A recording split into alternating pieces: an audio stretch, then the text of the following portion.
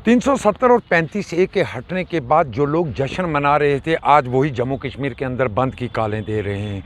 आज property tax को लेकर जम्मू कॉमर्स की तरफ से बंद की काल दी गई है, मगर उसका भी मिला जुला असर देखने को मिला और राजौरी में इसका असर कहीं दूर दूर तक देखने को नहीं मिला। हमारे साथ बात करने के लिए दो PDP सीनियर लीडर हैं। पहले शुक्ता आपके पास आऊँगा।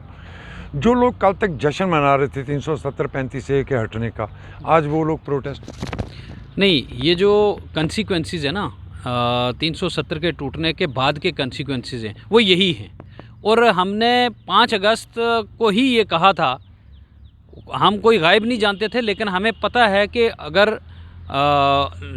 अनडेमोक्रेटिकली इलीगली अगर जम्मू कश्मीर के लोगों के जो हकूक़ थे उनको छीना गया था, डाका डाला गया था। और हमने उस वक्त भी कहा था कि जम्मू कश्मीर को जलील करने के लिए, रुस्वा करने के लिए आपने ये एक जो कदम था वो उठा लिया है, जिसमें आपने 370-35A को रिमूव किया है।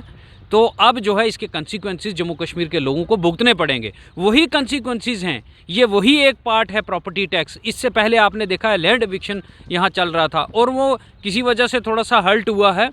तो मुझे लगता है कि उस पर भी सरकार रुकने वाली नहीं है, लेकिन अब प्रॉपर्टी टैक्स आ गया है। तो ये सारी चीज़ें जो हैं ये 370 के रिमूव होने की बाद की जो कंसिक्वेंसेस हैं जो वो सामने आ रही हैं। और जहाँ तक आपने कहा कि जम्मू में लोग जश्न मना रहे थे, मैं जम्मू के लोगों से जो है वो कहना चाहता हूँ कि आपने उस वक्त जो है बड़ी खुशियाँ मनाई थी और आपने बीजेपी का बड़ा खुलकर साथ दिया था। शायद उस वक्त गलती आपकी भी नहीं है, आपको ख्वाब दिखाए गए थे। वो ख्वाब जो हैं वो कहीं ना कहीं जो हैं वो फेल होते हुए दिख रहे हैं। कोई जो प्रॉमिस था वो आज तक जो है वो पूरा नहीं किया है।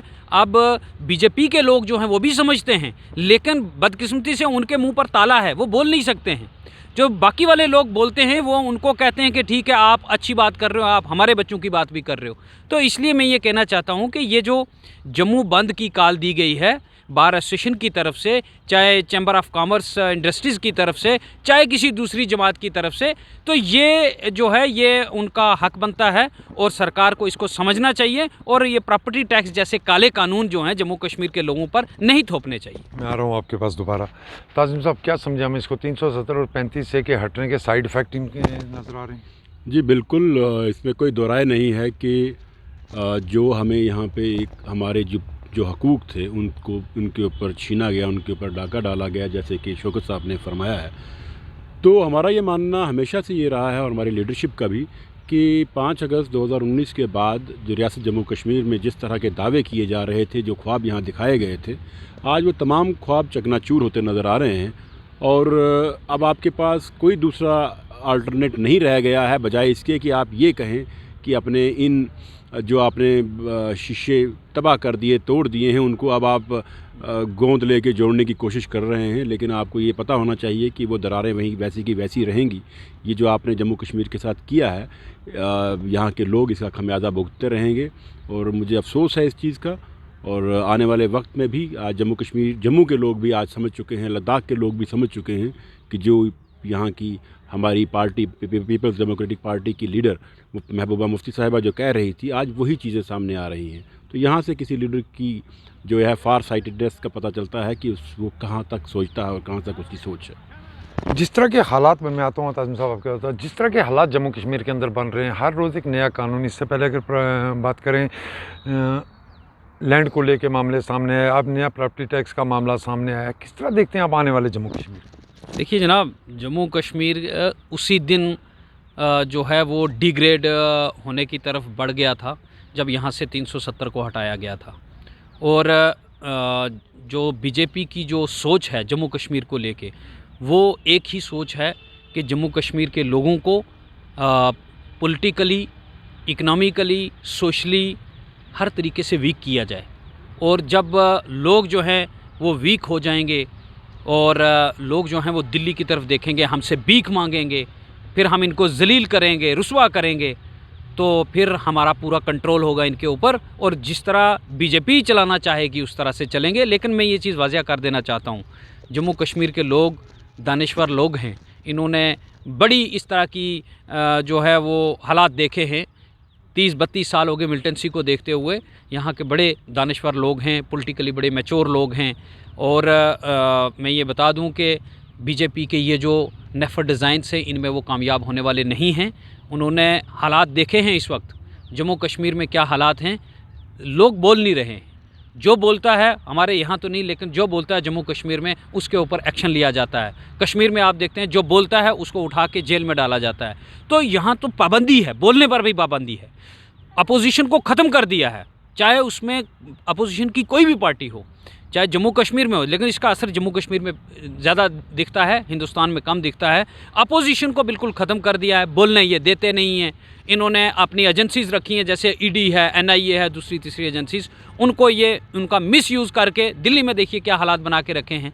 जो सरकार अच्छा काम करती है उसको कहीं ना कहीं तोड़ते हैं, उसके लीडर्स को, उसके मिनिस्टर्स को जो है वो फॉल्स एलिगेशन लगा के उनको अंदर कर देते हैं, सीबीआई का छापा मरवा देते हैं। तो ये कहीं ना कहीं हरासमेंट है पूरे हिंदुस्तान में और ख़ास करके जम्मू कश्मीर के अंदर। लेकिन जम्मू कश्मीर के लोग जो हैं वो इनको वक्त आने पर ना इनको जवाब भी देंगे और इनका हिसाब भी लेंगे और हिसाब पूरा पूरा लेंगे। तो हम सब आज चैम्बर कॉमर्स की तरफ से बंद की कॉल दी गई, उसके बाद सोशल मीडिया पर भाजपा के लीडरों की तरफ से भी कहीं की तरफ से उनको तंज की जा रही है बंद को लेके। कुछ लोगों का ये भी कहना है कि जब ढांगरी में इस तरह इंसिडेंट हुआ उस वक्त जम्मू कॉमर्स यहाँ थी, उसके अलावा बीजेपी के कई लीडरों की तरफ से और जो इस तरह के कमेंट्स भी किए जा रहे हैं। मगर बंद की कॉल का भी अगर असर देखें, खिताई पीर पंचाल की बात करें या जम्मू के गिरदोनवा की बात करें, जम्मू प्रॉपर की बात करें, उस तरह का नज़र नहीं आया। देखिए, पहली बात मैं आपको ये बताऊं कि जो जम्मू चैम्बर ऑफ कॉमर्स है या बार एसोसिएशन जम्मू की है, वो रजौरी पुंछ की खिताई पीर पंचाल की नुमाइंदगी नहीं करता और ना कभी उन्होंने नुमाइंदगी की है हमारी। वो जम्मू डिस्ट्रिक्ट तक उनका एक अपना रोल है, वो जम्मू की बात करते हैं। यहाँ के मामला डिफरेंट हैं, उनकी अपनी एक आइडियोलॉजी है, सोच के साथ चलते हैं। इश्यूज़ जो होते हैं कई बार, और भाजपा के जो लोग कहते हैं कि वो चैम्बर ऑफ कॉमर्स के, ये इनका अपना है। देखिए, भाजपा के कई लोग तो आज सोशल मीडिया के ऊपर एलजी साहब को भी, उनकी भी बखियाँ उधेड़ रहे हैं। एलजी साहब के ख़िलाफ़ लिखा जा रहा है इन भाजपा के लीडरों द्वारा।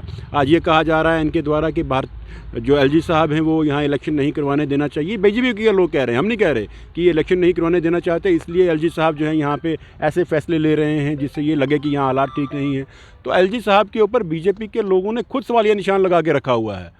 अपोजिशन के लोग कम एलजी साहब को कहेंगे कि कुछ कर रहे हैं, बीजेपी के लोग, क्योंकि उनको ये नज़र आ रहा है कि जिस तरह से ज़मीनी हक़ाइक़ हैं वो टोटली डिफरेंट हो चुके हैं।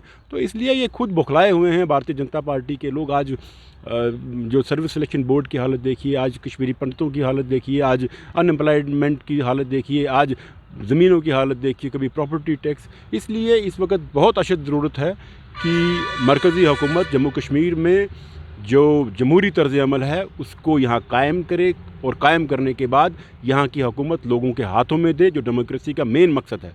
और उसके बाद जो चीज़ें यहाँ के लोग अपना फ़ैसला खुद करें जो अच्छा है उसके लिए। बाकी ये जो फ़ैसले मेक शिफ्ट अरेंजमेंट जो इस वक्त मौजूदा हुकूमत है, ये टेम्प्रेरी अरेंजमेंट है, इनको कोई ऐसे फ़ैसले नहीं लेने चाहिए जो लोगों को डायरेक्टली और इंटलेक्चुअली मुतासर करें।